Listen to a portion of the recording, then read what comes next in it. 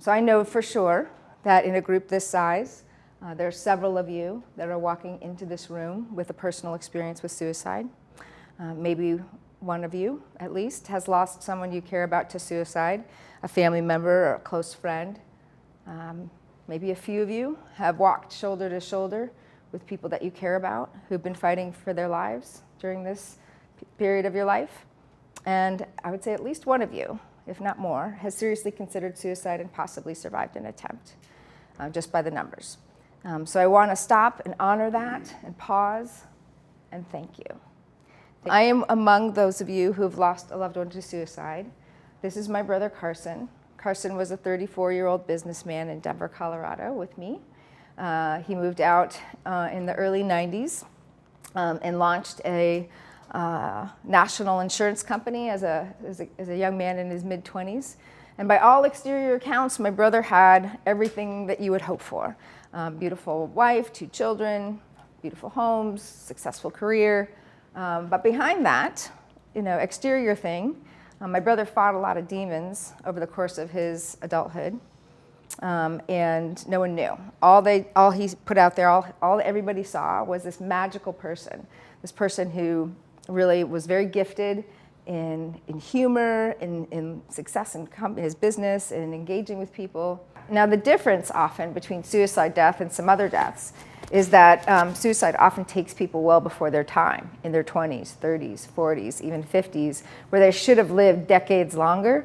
It's often a very sudden death, it's a very traumatic death, and so this kind of death has a ripple effect within a community, within a family, over generations. That other deaths that we have some anticipatory grieving, they're never easy, but when we have anticipatory grieving and we can kind of say goodbye and so forth, has a different effect. We all probably have a flashback memory to the day of 9/11, where people were up on the high rises of the World Trade Towers, and they jumped. All right, did they want to die? No, they did not want to die, but they had flames leaping at their back that were intolerable. Okay, so that's the same kind of thing that's happening to a lot of people who are suicidal, is that they just need that pain, those flames to go away, and this is the only way that they can think about how to escape that kind of pain. There's this thing called self-preservation instinct. We fight for our lives when our lives are threatened. We don't have to think about it, thank goodness. It's what's helped us survive and evolve. We just want to stay here, all right? So when people become suicidal, they cross over that instinct, all right? And it's a very hard thing to do because everything in your body is like, no, don't do that.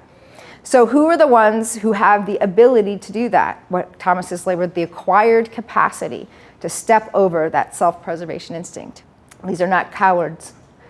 These are some of our most brave because you actually have to have a sense of fearlessness to step over that instinct to stay here.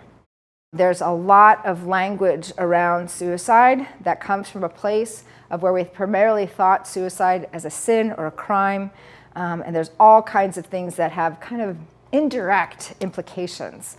So my rule of thumb to you is if you swap out the word cancer for suicide and it sounds wonky, you're probably using some phrases that are coming out of a pejorative idea about suicide. So we wouldn't say committed cancer, we wouldn't say successful cancer, unsuccessful cancer attempt.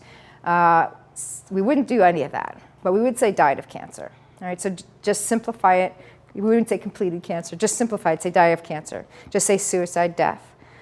Say suicide attempt for unsuccessful attempt. So what happened between 1985 and 2005 that changed our social connectivity? The internet, yes, absolutely. So in a second, I can go back and find out what my 3rd grade classmate had for lunch, but it's a little harder sometimes to get those in-depth relationships. So same survey, 2005, what do you think the modal number is? 1, that's right, 1 person. So we call that a very dense relationship because if you lose that one person, again, through death, divorce, moving, getting kicked out of school, losing a job, whatever it is, if you lose that one person, you've actually lost your entire true social support system. The other commonality with CPR is, sometimes the ratios of breath to compressions change over time. And if you haven't taken a class in 5 years, you're like, is it 1 in 30? Is it 1 in, you know what? You don't have to get it 100% right to save someone's life. When you're compressing and you're breathing, that's more heartbeats and more breath than they're getting dying there in front of you, right? Same idea here. You might not get all the script completely right. Doesn't matter. If you reach out with good intention to be there compassionately and empathically for someone, that's better than what they have before. Very first words out of your mouth when people share something vulnerable with you is thank you. Absolutely thank you. Thank you for sharing this with me. Thank you for trusting our relationship. I'm so grateful that you told me.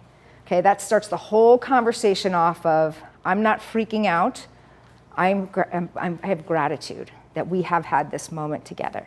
Now, I know some of you are sitting here thinking, going, well, Sally, if they're really suicidal, they're just going to do it anyways. Turns out that's not what the research says. Turns out that when people have created a fantasy for suicide, they've often locked into one particular method, and they have a very specific idea of how it's going to go down, when, who's going to find them, what's going to happen, all that stuff. And when you bust them out of that fantasy, they often don't have a plan B.